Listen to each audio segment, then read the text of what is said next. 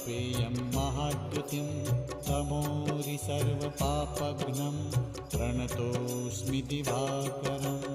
ॐ ह्रां ह्रीं ह्रौं स्वः सूर्याय नमः। ॐ ह्रां ह्रीं ह्रौं स्वः सूर्याय नमः। जपाकुसुमसङ्काशं काश्यपेयं महाद्युतिं तमोरि सर्वपापघ्नं प्रणतोऽस्मि दिवाकरम्।